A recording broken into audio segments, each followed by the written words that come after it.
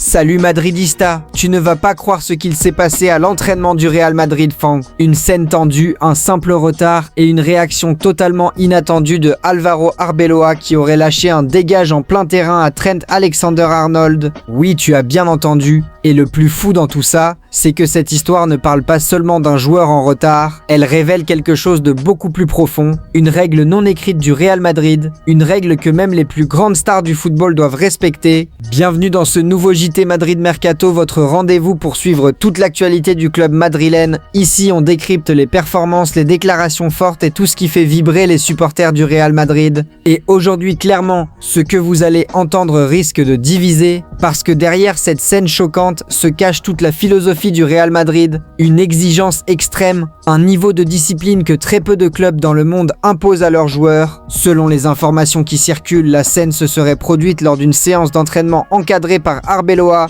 aujourd'hui entraîneur dans la formation du club. Et lorsque Trent Alexander-Arnold serait arrivé en retard, il n'y aurait eu aucune tolérance, aucune discussion, juste une réaction immédiate, un message clair, ici chaque détail compte, et c'est précisément ce qui a fait exploser les réactions sur les réseaux sociaux. Parce que pour certains supporters, cette attitude est totalement normale. Pour eux, le Real Madrid est un club à part, un club où l'exigence est constante, où chaque joueur doit être irréprochable, que ce soit sur le terrain ou en dehors. Mais pour d'autres, cette réaction est jugée excessive. Certains estiment qu'un simple retard ne mérite pas une humiliation publique, et que même dans un club comme le Real Madrid, il doit y avoir une certaine gestion humaine. Mais au fond, ce débat dépasse largement cette simple scène, parce qu'il nous ramène à une question essentielle. Qu'est-ce qui fait vraiment la force du Real Madrid? Est-ce le talent individuel des joueurs? Ou cette mentalité unique, basée sur la discipline, le travail et l'exigence permanente? Et dans cette discussion, un nom revient constamment, celui de Federico Valverde, car même si cette histoire ne le concerne pas directement, il représente parfaitement ce que le Real Madrid attend de ses joueurs. Un engagement total, une intensité de tous les instants, et surtout, une mentalité irréprochable. Après le match face à Elche CF, Arbeloa a d'ailleurs tenu des propos très forts sur lui. Selon lui, Valverde est aujourd'hui à un niveau exceptionnel,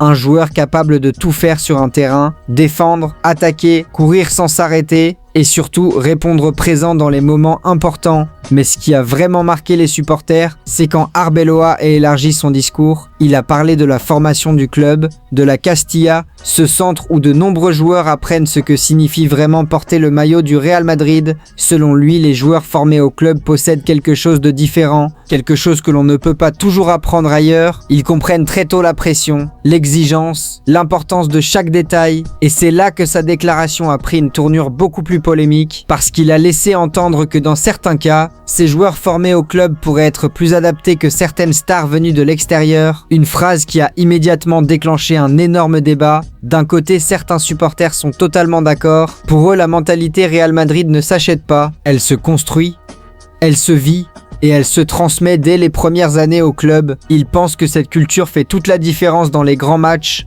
dans les moments de pression, quand tout se joue. Mais de l'autre côté, certains fans rappellent une réalité, le Real Madrid est aussi le club des plus grandes stars, un club qui a toujours attiré les meilleurs joueurs du monde, et selon eux, pour gagner des compétitions comme la Ligue des Champions, l'expérience internationale est indispensable. Alors, qui a raison ? La formation ou les stars? La réponse est probablement entre les deux, et c'est justement là que le profil de Federico Valverde devient intéressant, parce qu'il représente un équilibre parfait. Même s'il n'est pas issu directement de la Castilla, il incarne totalement cette mentalité. Depuis son arrivée au club, il n'a jamais cessé de progresser. Au début, il était surtout connu pour son énergie, sa capacité à courir partout, à presser, à récupérer des ballons. Mais aujourd'hui, il est devenu un joueur beaucoup plus complet. Il participe au jeu, il se projette vers l'avant, il marque des buts et surtout, il influence le rythme des matchs. Son évolution est impressionnante et ce n'est pas un hasard si Carlo Ancelotti lui fait autant confiance. Ancelotti sait qu'il peut compter sur lui dans toutes les situations. Quand l'équipe doit défendre, Valverde est là. Quand il faut accélérer, il est encore là. Quand il faut faire la différence, il répond présent. Et c'est exactement ce type de joueur que le Real Madrid valorise aujourd'hui. Des joueurs complets, polyvalents et surtout fiable, parce que dans le football moderne, la régularité est devenue essentielle, et Valverde en est un parfait exemple, mais au-delà de ses qualités techniques, c'est sa mentalité qui impressionne le plus. Il ne triche jamais, il donne toujours 100%, il se bat sur chaque ballon et il respecte les exigences du club. Et c'est précisément pour ça que la déclaration d'Arbeloa a autant marqué, parce qu'au final, ce dégage adressé à Trent Alexander-Arnold, ce n'est pas juste une phrase, c'est un symbole, le symbole d'un club où rien n'est laissé au hasard, où chaque détail compte, où chaque joueur doit être prêt à chaque instant. Et dans un club comme le Real Madrid, ce niveau d'exigence peut faire la différence entre une bonne saison et une saison historique. Alors oui, cette scène peut choquer, oui, elle peut diviser, mais elle reflète une réalité. Le Real Madrid ne pardonne pas l'approximation,